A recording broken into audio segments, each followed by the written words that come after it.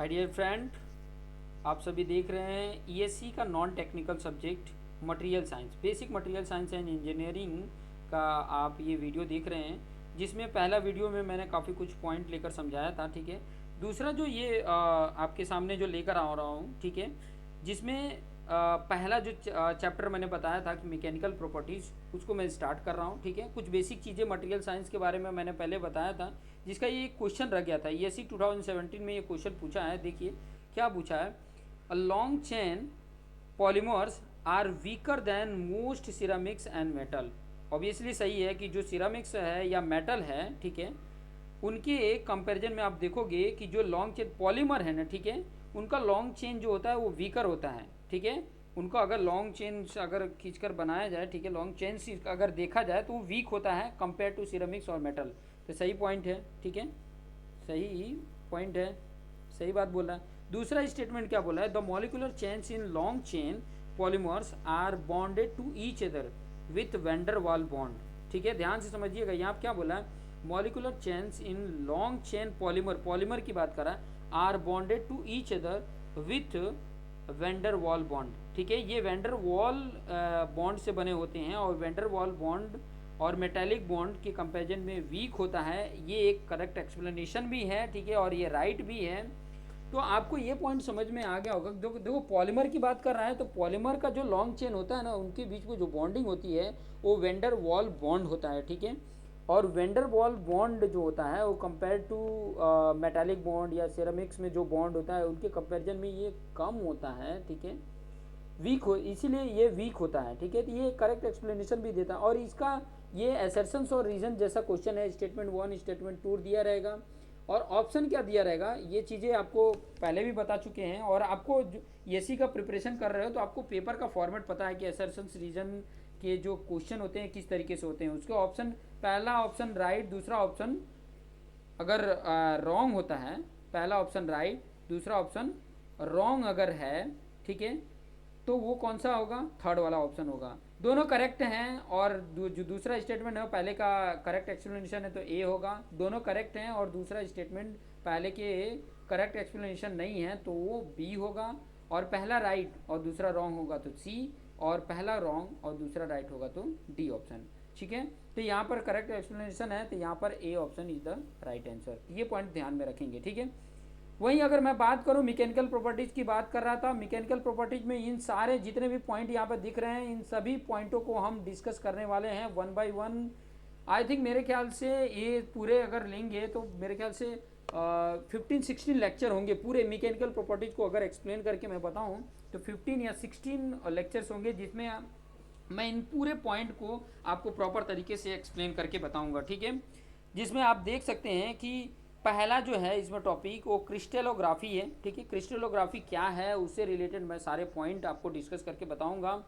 Mechanical behaviour in loading क्या है, इन पॉइंटों को भी प्रॉपर तरीके से बताएंगे। Mechanical behaviour in loading, loading के कारण उसका मैकेनिकल बिहेवियर क्या होता है। ठीक है, हम किसकी बात कर रहे हैं, मटेरियल की, मटेरियल साइंस पढ़ रहे हैं तो मटेरियल की बात करें, और मटेरियल का मैकेनिकल प्रॉपर्टीज पढ़ रहे हैं। और मैकेनिकल प्रॉपर्टीज क्या है, क्रिस्टलोग्राफी है, मैकेनिकल बिहेवियर इन लोडिंग है, फेज डायग्राम है, अलॉइंग इन मटेरियल्स। ठीक है, अब अलॉय क्या होता है ये चीज़ें आपको अच्छे से पता है। ठीक है, नहीं पता है तो आपको आगे जो वीडियो प्रोवाइड करेंगे उसमें आसानी से समझ में आ जाएगा। ठीक है, अलॉय मतलब मटेरियल्स को मिक्स करके बनाया जाता है, वो चीज़ें दो मटेरियल को मिक्स करके और एक सिंगल मटेरियल बना दिया जाता है, अलॉय होता है। ठीक है, वहीं अगर फिफ्थ पॉइंट की बात करें तो स्पेसिफिक प्रॉपर्टी या स्ट्रेंथनिंग मैकेनिज्म के बारे में बात करेंगे। ठीक है, स्पेसिफिक प्रॉपर्टीज या स्ट्रेंथनिंग मैकेनिज्म की बात करेंगे।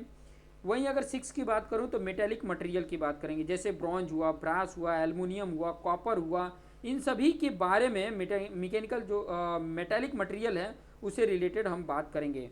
वहीं अगर 7वां पॉइंट को देखोगे, नैनो मटेरियल, नैनो मटेरियल के साथ कोरोजन जो बहुत ही इंपॉर्टेंट है। ये जो कोरोजन वाला पॉइंट है ये मैं स्टार मार्क दे देता हूँ। ठीक है, स्टार जैसा तो नहीं बना है लेकिन फिर भी आप स्टार इसको मान करके समझ लीजिए कि कोरोजन बहुत इंपॉर्टेंट है, क्योंकि कोरोजन की वजह से, अगर मटेरियल की मैं बात करूँ तो कोरोजन होने की वजह से काफ़ी कुछ मतलब गवर्नमेंट के लॉस होते हैं। अगर कोरोजन ना होते तो बहुत इकोनॉमी की, अगर जीडीपी की बात करूँ तो उसका 1.5% जितना तो लॉस इसी से हो जाता है, ठीक है। तो ये चीज़ें भी अब आप ध्यान से समझिएगा क्योंकि बहुत इंपॉर्टेंट है, इसीलिए मैं बता रहा हूँ। वहीं अगर 8 पॉइंट को देखोगे तो नॉन मेटेलिक मटेरियल की बात करेंगे, जैसे पॉलीमर हुआ, सेरामिक्स हुआ, कंपोजिट हो गए, इन सभी मटेरियल को नॉन मेटेलिक मटेरियल में हम डिस्कस करेंगे। ये जितने मैकेनिकल प्रॉपर्टीज़ है मैं धीरे धीरे सारे प्रॉपर्टीज़ को अच्छे से एक्सप्लेन कर दूंगा कि ताकि आपके लिए हेल्पफुल रहे और आपकी जो एग्ज़ाम है उसमें काफ़ी हेल्पफुल मिल सके, ठीक है, हेल्प मिल सके। तो चलिए पहला वाला जो प्रॉपर्टीज़ है क्रिस्टलोग्राफी, उसको मैं आपको एक्सप्लेन करके समझा देता हूँ कि क्रिस्टलोग्राफी है क्या, उसमें क्या क्या पॉइंट्स जुड़े हुए हैं जो क्रिस्टलोग्राफी को इंडिकेट करते हैं। तो चलिए क्रिस्टलोग्राफी को मैं यहाँ पर समझा देता हूँ, ठीक है। अब क्रिस्टलोग्राफी में आपको मैं थोड़ा सा बता दूँ कि जो मैक्रो स्ट्रक्चर होते हैं, मैक्रो जो स्ट्रक्चर होते हैं उसको अगर हमें जानना है, ध्यान से समझना, कोई भी मटेरियल है तो अगर उसके मैक्रो स्ट्रक्चर के बारे में अगर जानना है तो उसको नेक्ड आई या ऑप्टिकल माइक्रोस्कोप से, ऑप्टिकल मतलब आप जो ऑप्टिकल माइक्रोस्कोप होता है उसकी हेल्प से, या नेक्ड आई मतलब अपने नग्न आँखों से हम मैक्रो का मतलब क्या होता है, बड़े स्ट्रक्चर, ठीक है, बड़े स्ट्रक्चर को हम ऑब्जर्व करके और उसके बारे में पूरी तरह से बता सकते हैं, ठीक है। वहीं अगर माइक्रो स्ट्रक्चर की बात करें जिसको सब स्ट्रक्चर की बात करते हैं, देखिए क्वेश्चन आ सकते हैं, इससे रिलेटेड भी क्वेश्चन बहुत सारे बन सकते हैं। इन पॉइंटों को ध्यान से रखिए, मैक्रो स्ट्रक्चर को कैसे मतलब जान सकते हैं या उसको आइडेंटिफाई कर सकते हैं, तो आप नेक्ड आई या ऑप्टिकल माइक्रोस्कोप का यूज कर सकते हैं। वहीं माइक्रो स्ट्रक्चर की बात करें या सब्सटेंस की, सब स्ट्रक्चर की, तो उसको अगर जानना है तो सैम का यूज किया जाता है। अब सैम का फुल फॉर्म क्या है, स्कैनिंग इलेक्ट्रॉन माइक्रोस्कोप, ठीक है। ये काफ़ी महंगा भी होता है, इसका कॉस्ट 1 से लेकर 2 लाख के आसपास होता है, तो ये काफ़ी महंगा होता है। स्कैनिंग इलेक्ट्रॉन माइक्रोस्कोप आप सर्च करके उसके प्राइस भी देख सकते हैं कि कितना ये महंगा है, अप्रॉक्सीमेट 1 से लेकर 2 लाख तक इसका प्राइस होता है, ठीक है। वहीं थर्ड पॉइंट जो आपके लिए बहुत इंपॉर्टेंट है, ये जो क्रिस्टलोग्राफी है उसके लिए इंपॉर्टेंट है, ये जो आपका सिलेबस है उसके लिए इंपॉर्टेंट है, एक्सरे डिफ्रैक्शन से इसको मेजर किया जाता है, ठीक है, क्रिस्टल स्ट्रक्चर एक्सरे डिफ्रैक्शन से। वहीं इलेक्ट्रॉनिक कॉन्फ़िगरेशन की अगर मैं बात करूं तो इलेक्ट्रॉनिक कॉन्फ़िगरेशन को स्पेक्ट्रोस्कोप से मेजर किया जा सकता है, उसको जाना जा सकता है, उसको समझा जा सकता है स्पेक्ट्रोस्कोप से। इलेक्ट्रॉनिक कॉन्फ़िगरेशन की मैं बात कर रहा हूं, ध्यान से समझना। इलेक्ट्रॉनिक कॉन्फ़िगरेशन जो S block, P block, D block, F block, जो आप केमिस्ट्री वाला पार्ट है उस पार्ट की तरफ नहीं जाऊँगा, ठीक है। यहाँ पर हम पढ़ रहे हैं मैकेनिकल प्रॉपर्टीज, ठीक है, तो वो कॉन्फ़िगरेशन स्पेक्ट्रोस्कोप से हम करते हैं, ठीक है। वहीं अगर न्यूक्लियर स्ट्रक्चर की बात करूं तो उसके लिए NMR है, NMR नॉसबेयर माइक्रोस्कोप, ठीक है, नॉसबेयर माइक्रोस्कोप की हेल्प से इस स्ट्रक्चर न्यूक्लियर स्ट्रक्चर के बारे में हम अच्छे से समझ सकते हैं, ठीक है। तो ये सारे पॉइंट देखो, इससे रिलेटेड क्वेश्चन बन सकते हैं, आपको सिर्फ इतना याद रखना है, ठीक है। ये जैसे ना कि आपका मैच द फॉलोइंग जैसे क्वेश्चंस बना के आपको दे सकता है, ठीक है। मैच द फॉलोइंग की मैच 1 में ये आपका पार्ट दे देगा, ठीक है, और दूसरा इसके किस तरीके से उसको आइडेंटिफाई करते हैं वो दूसरे बॉक्स में दे देगा, और मैच करने के लिए दे देगा। तो आप कैसे मतलब उनको मैच करोगे, तो ये चीज़ें याद रहेगी तभी आप कर सकते हैं। चलिए आगे बात करते हैं क्रिस्टल स्ट्रक्चर की, ठीक है। क्रिस्टलोग्राफी में जो क्रिस्टल स्ट्रक्चर है उसकी बात कर लेते हैं। अभी जो क्रिस्टलोग्राफी जो मैंने बताया, ठीक है, जो अभी प्रीवियस मैंने अभी आपको एक्सप्लेन करके बताया है सॉरी, तो उस पॉइंट में मैंने तो थोड़ा सा गाइडलाइन दिया कि आप कैसे जो स्ट्रक्चर होते हैं उनको कैसे मेजर कर सकते हैं, कैसे आइडेंटिफाई कर सकते हैं, वो चीज़ें मैंने थोड़ा सा बताया। अभी क्रिस्टोग्राफी क्या बोला है, देखो जितने भी मटेरियल आप देख रहे हैं, जैसे कि पेन होता है, चाहे जितने भी मटेरियल आप देख रहे हैं, बॉटल, पेन, चेयर, जो भी मटेरियल, ब्रेक, ये सब दिख रहे हैं, वो सभी क्या क्या होते हैं, क्रिस्टल से बने होते हैं। क्रिस्टल मतलब छोटे छोटे पार्टिकल से बने होते हैं, ठीक है। On the basis of symmetric crystal are 7 part, उस कितने पार्ट होते हैं, 7 पार्ट में होते हैं, ठीक है। On the basis of symmetric crystal, अब सिमेट्रिक क्रिस्टल क्या होता है वो चीज़ें आप यहाँ पे देख सकते हैं, ठीक है। सिमेट्रिक क्रिस्टल आगे की जब आगे जब पार्ट को देखते जाएंगे ना, ये सारे पॉइंट आपको आसानी से समझ में आते जाएंगे, ठीक है। आगे जब वीडियोस को आगे बढ़ के देखते जाएंगे तो ये सारे पॉइंट आपको कॉन्सेप्ट क्लियर होते जाएगा कि मैं कहना क्या चाहता हूँ, और सारे पॉइंट आपको समझ में आते जाएंगे कि मेरा कहने का एम क्या है, ठीक है। जिसमें ये 7 पार्ट हैं, ध्यान से समझना, इस पॉइंट को थोड़ा सा मैं कंप्लीट एकदम अच्छे से एक्सप्लेन करके बता दूंगा कि ताकि आपको आइडिया मिल जाएगा, ठीक है। जैसे यहाँ पे देख सकते हैं कि 7 जो पार्ट है वो पहला क्या है, क्यूबिक क्रिस्टल है, जो बहुत ही इंपॉर्टेंट है। क्यूबिक क्रिस्टल, इससे रिलेटेड क्वेश्चन बनते हैं, काफ़ी क्वेश्चन पूछे भी गए हैं, ठीक है। तो क्यूबिक क्रिस्टल क्या है, ठीक है, उसके बारे में बताएंगे कि क्यूबिक क्रिस्टल क्या है। उसके बाद से दूसरा आप देखोगे तो टेट्रागोनल क्रिस्टल है। जैसे उस टेट्रागोनल क्रिस्टल किस में पाया जाता है, जैसे कि मार्टेनसाइट, अगर कोई मटेरियल है, मार्टेनसाइट टाइप का मटेरियल जो होता है उसमें टेट्रागोनल टाइप का क्रिस्टल पाया जाता है, ठीक है। ऐसे टाइप, देखो मैं जो बता रहा हूँ ना उसको ध्यान से समझो कि जो भी मटेरियल होता है वो छोटे छोटे क्रिस्टल से बना होता है, क्रिस्टल। अब ये जो क्रिस्टल होते हैं उसी स्ट्रक्चर को मैं आइडेंटिफाई कर रहा हूँ यहाँ पर, ठीक है। उसी के बारे में, उसके ही अंदर मैं घुस रहा हूँ, ठीक है, बाल की खाल निकाल रहा हूँ, समझ में आ रहा है, जिससे आपको आइडिया मिल जाए कि मैं कहना क्या चाह रहा हूँ, ठीक है। तो ये टेट्रागोनल क्रिस्टल है जो मार्टेनसाइट जो मटेरियल होता है उससे रिलेटेड है। वहीं तीसरा देखोगे ऑर्थोरोम्बिक क्रिस्टल होता है, ठीक है, ऑर्थोरोम्बिक क्रिस्टल होता है। वहीं चौथा देखोगे हेक्सागोनल क्रिस्टल होता है।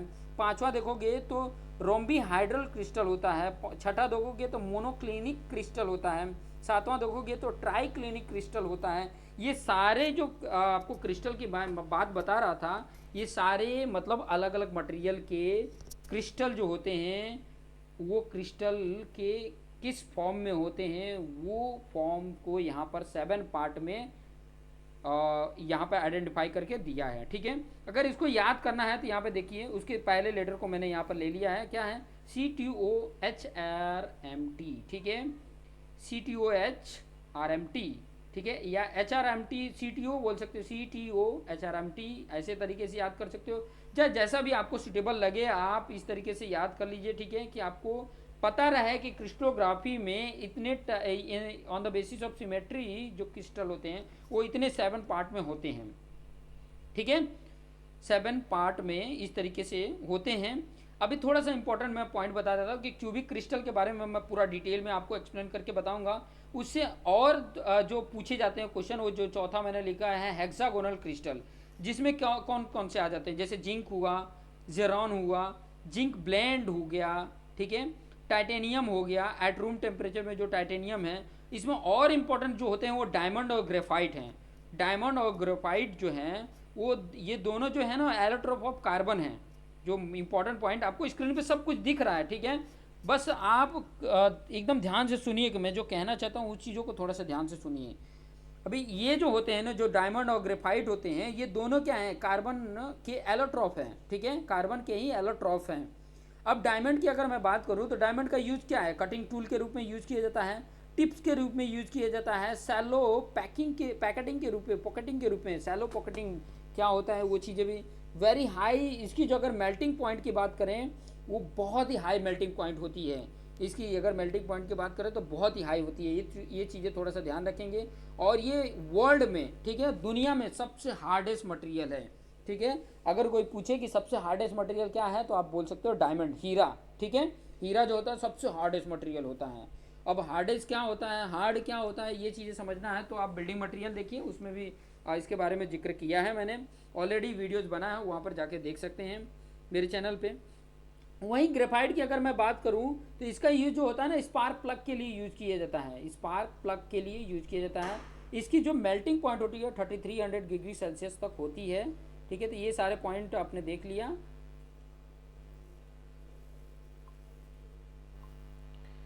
तो जैसे मैंने ग्रेफाइट का यूज़ जो बताया, इसमें आप देख सकते हैं कि स्पार्क प्लग के रूप में भी होता था। उसकी मेल्टिंग पॉइंट जो होती है ना बहुत ज़्यादा होती है, 3300 डिग्री सेल्सियस तक होती है। आप अंदाज़ा लगा सकते हैं 3300 डिग्री सेल्सियस मतलब 3300 डिग्री सेल्सियस तक होती है। कटिंग ऑपरेशन में इसका यूज किया जाता है, ठीक है। वहीं अगर आप देखेंगे कि स्टील का जो मेल्टिंग पॉइंट होता है वो 1493 डिग्री सेल्सियस तक होता है। निकल है उसका 1452 डिग्री सेल्सियस होता है। उसकी कंपैरिजन में ये जो है ग्रेफाइट है उसकी मेल्टिंग पॉइंट जो है वो काफ़ी हाई है, ठीक है। इसीलिए इसको स्पार्क प्लग के रूप में इसका यूज किया जाता है। अब जो दूसरा इंपॉर्टेंट पॉइंट मैं बता रहा था कि जो बहुत इंपॉर्टेंट पॉइंट, जैसे देखो हेक्सागोनल इंपॉर्टेंट था जिसके रिलेटेड मैंने ये सारे पॉइंट आपको एक्सप्लेन करके बता दिए। वहीं अगर क्यूबिक क्रिस्टल की अगर मैं बात कर रहा हूँ, ठीक है, देखो मैं सबसे पहले तो बता दूं, छोटे छोटे मैं वीडियो बनाऊंगा, बहुत ज़्यादा बड़े वीडियो नहीं बनाऊंगा, ज़्यादा से ज़्यादा 15 से लेकर 20 मिनट तक के आसपास ही बनेंगे। यहाँ पर जो मोस्ट इंपॉर्टेंट है वो है क्यूबिक क्रिस्टल, और क्यूबिक क्रिस्टल में जो इंपॉर्टेंट पॉइंट है वो चीज़ें मैं यहाँ पर बताने वाला हूँ, ठीक है। क्यूबिक क्रिस्टल में जो इंपॉर्टेंट है वो चीज़ें मैं बताने वाला हूँ। क्यूबिक क्रिस्टल में देखो कितने क्यूबिक क्रिस्टल टाइप में होते हैं। Simple SC simple cubic crystal होता है, BCC body centre cubic crystal होता है, और FCC face centre cubic crystal होता है। ये चीज़ें नाम थोड़ा याद रखेंगे, इसके बारे में डिटेल में नेक्स्ट वीडियो में मैं आपको एक्सप्लेन करके बताऊंगा, ताकि आपको आइडिया मिल जाए, आपको समझ में आ जाए और आपका कॉन्सेप्ट क्लियर हो जाए। देखो इससे रिलेटेड जो आगे ये जो SC BCC FCC ये इसी फॉर्म में लिखे रहते हैं, इसका फुल फॉर्म नहीं लिखा रहता है। Simple cubic crystal, body centre cubic crystal या फेस सेंटर क्यूबिक क्रिस्टल, ये इस फॉर्म में पूरा फुल फॉर्म नहीं लिखा रहता है, यही फॉर्म में लिखा रहता है। आप इसके बेस पे आप सारा उसको आइडेंटिफाई, देखो पढ़े रहोगे तो आपको आइडिया मिलेगा, नहीं पढ़े रहोगे तो नहीं आइडिया मिलेगा। तो देखते रहिए और अपने आप को बेस्ट बनाते रहिए। तो नेक्स्ट वीडियो के लिए चैनल को सब्सक्राइब कर लें और बेल आइकन पर क्लिक कर लें। Thank you for watching this video.